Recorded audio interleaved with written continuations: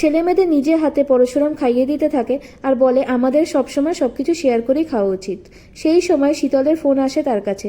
শীতল বলে, কি ভেবেছো তুমি স্কুলের সামনে ঝামেলা রুখে দিয়ে লড়াই জিতে গেছো? আসল খেলা তো কোর্টে হবে। কোর্ট অবধি তোমায় যেতে দেবো না।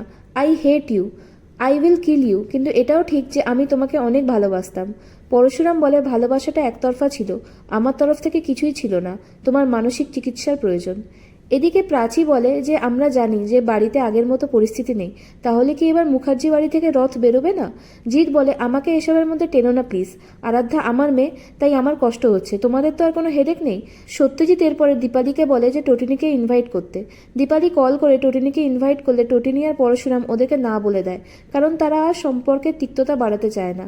জিৎ বলে, ওরা না আসুক, আমরা তো রথের মেলায় যেতেই পারি। লাট্টু পিকু এরা সবাই রথ নিয়ে বেরোবে, আর এই খবরটাই কর্ণকে দিতে হবে। বাকি খেলাটা কর্ণ নিজেই বুঝে নেবে। এদিকে বব্বরের মুখ থেকে কোর্টের দিন হামলার প্ল্যানিং এর সমস্ত খুঁটিনাটি জানতে চায় পরশুরাম। প্রচন্ড 3rd ডিগ্রি চালায় সে বব্বরের ওপরে, কিন্তু আশ্চর্যজনকভাবে বব্বর মুখ খোলে না। শীতল এরপরে পরশুরামকে কল করে বলে যে বব্বরকে মারধর করেও কোনো লাভ নেই, ও মুখ খুলবে না, মরে গেলেও ও মুখ খুলবে না। তবে এটা জেনে রেখো, কোর্ট চত্বরের আশেপাশে তুমি যদি ভুলেও আসার চেষ্টা করো তাহলে লাট্টুর অনেক বড় ক্ষতি হয়ে যাবে। এদিকে জিৎ এসে শীতলকে কিছু টাকা দেয় আর বলে যে আমার জামাইকে যে করেই হোক বাঁচাতে হবে, আর পরশুরামকে শেষ করতেই হবে। শীতল থেকে আশ্বাস দেয় যে কাজ হয়ে যাবে। তারা ধর্মতলার একটা হোটেলে মিট করেছিল, আর সেখানে তাদের উপর নজরদারি রাখছিল সৌরভ।